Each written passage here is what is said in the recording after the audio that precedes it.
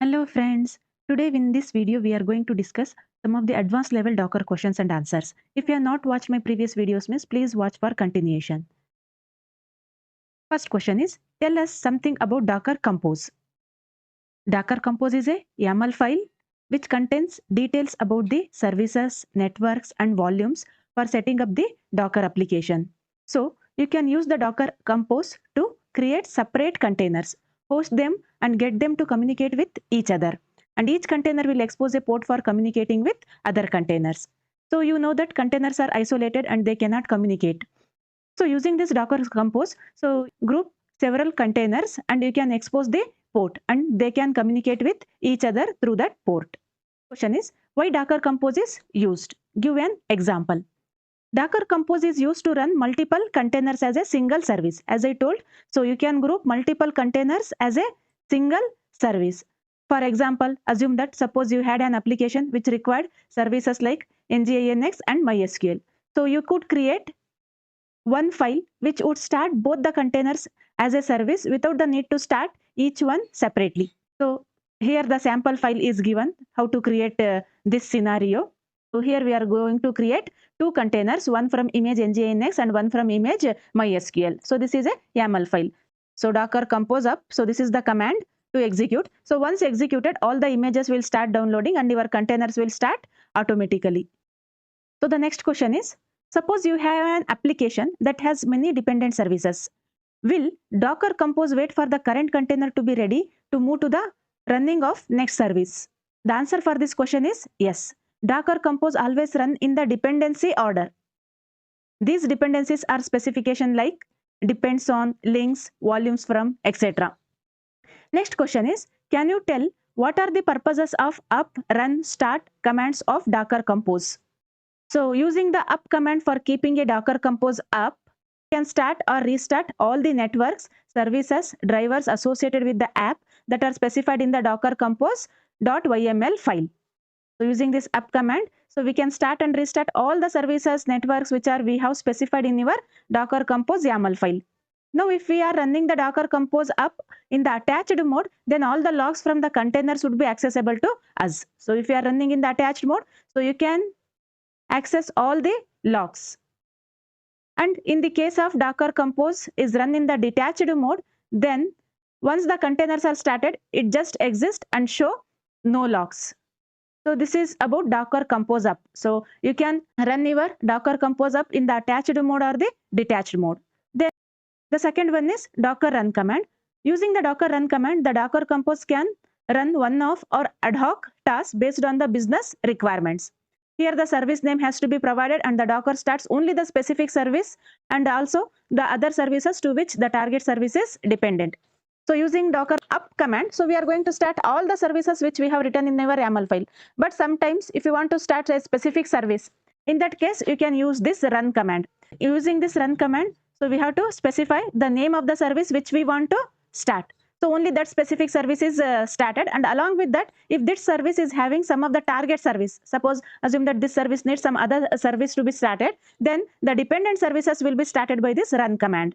Then the third one is start command. So using the start command, only those containers can be restarted which are already created and then stopped. This is not useful for creating new containers on its own. So here we cannot create the new containers. To start the containers which have been stopped, no? So for that purpose, this command can be used. Next question is, can I use JSON instead of YAML for my compose file in Docker? So the answer is yes. Yes, instead of YAML, we can use the JSON file. So to use the JSON file with compose, you have to specify the JSON file name. For example, docker compose -f docker compose.json. This is your file name. .json extension you should have. Next question, is it a good practice to run Docker Compose in production? Yes. Using Docker Compose in production is the best practical application of Docker Compose.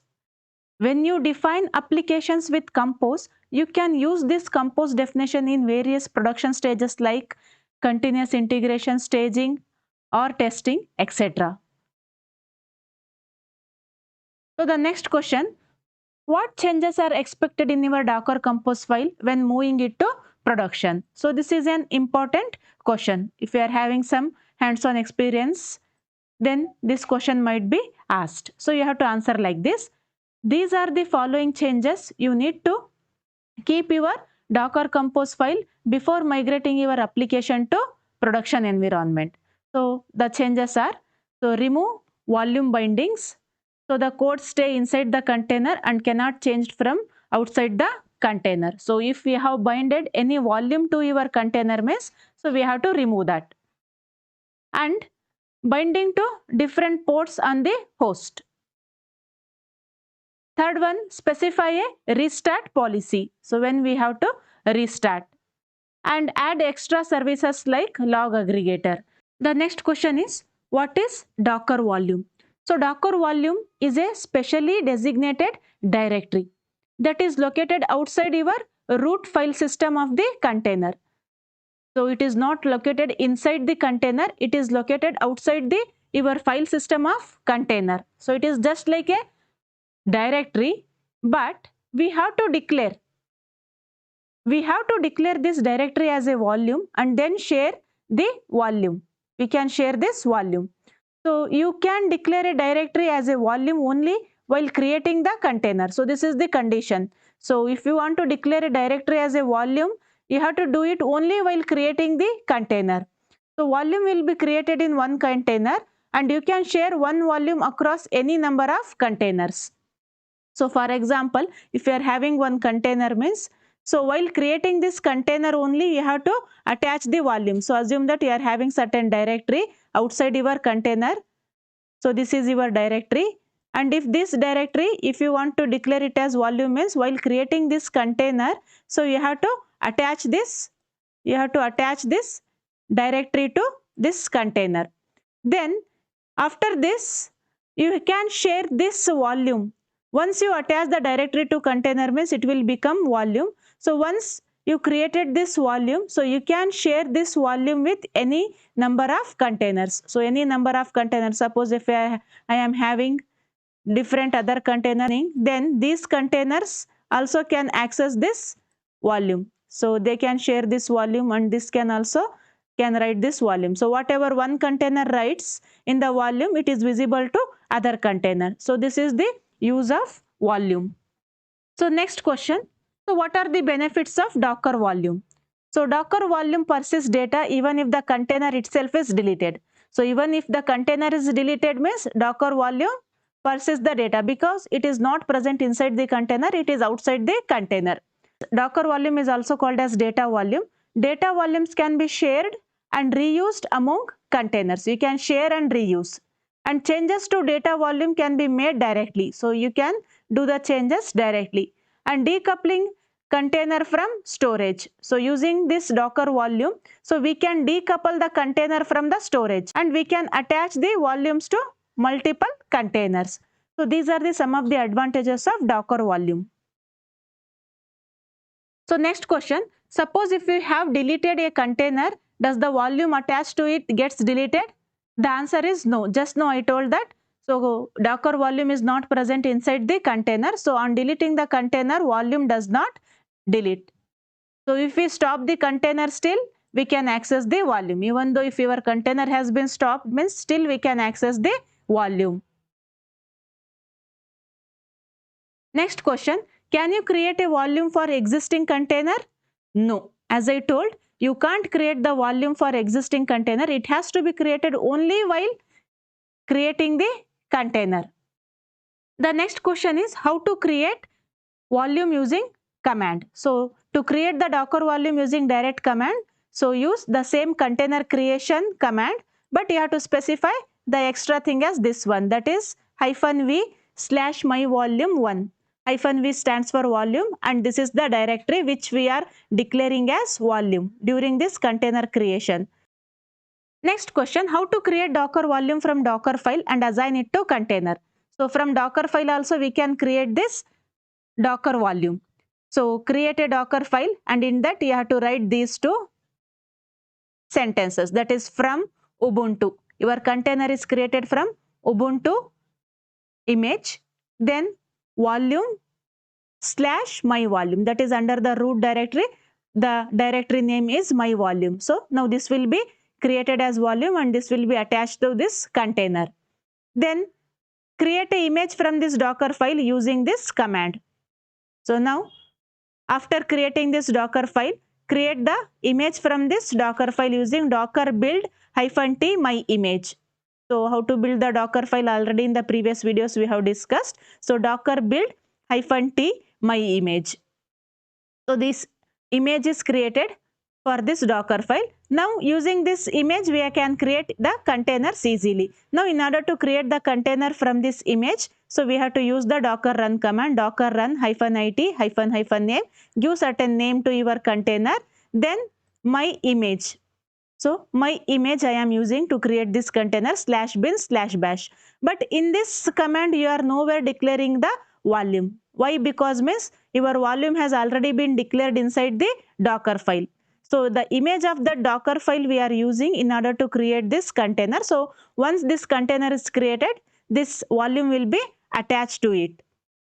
So if you do ls means you can see the my volume inside that container. So the next question is how to share volume between containers. Example, to share the volume of container 1 with the container 2.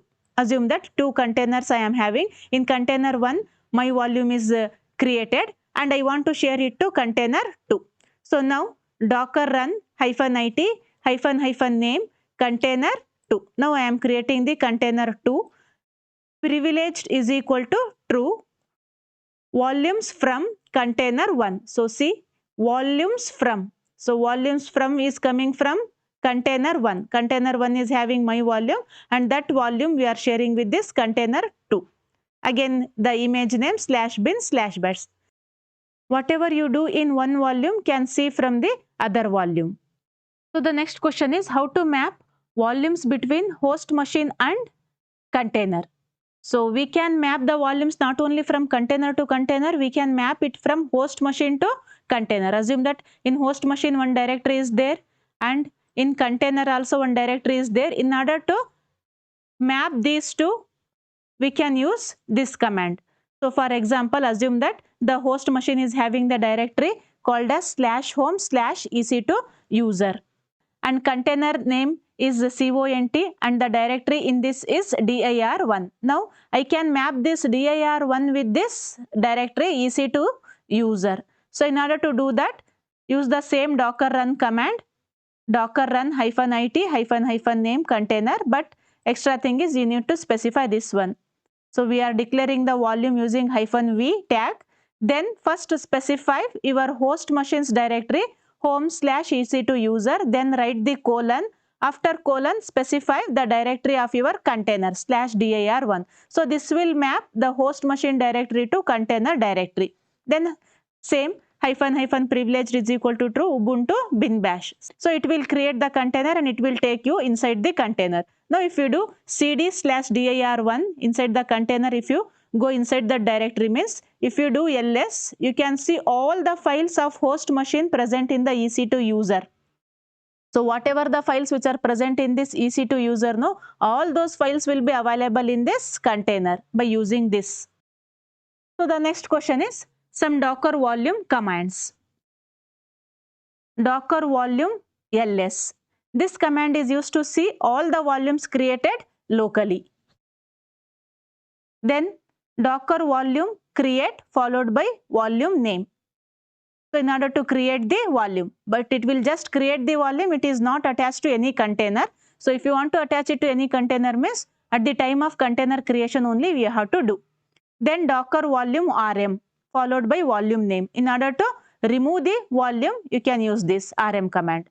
Then docker volume prune. This is very important command. It removes all unused docker volumes. If any unused docker volumes are there means this command can be used. Then docker volume inspect followed by volume name. So in order to get the detailed information about the docker volume, so you can use this inspect keyword. Next question, where are the docker volumes stored? Docker volumes are created and managed by Docker, and they are stored in a part of Docker host file system. So this is the path where the Docker volumes are stored, that is /var/libs/docker/volumes. So in this path, your Docker volumes are stored. Your volumes are most efficient way to persist the data in Docker. Thanks for watching. Please subscribe to our channel.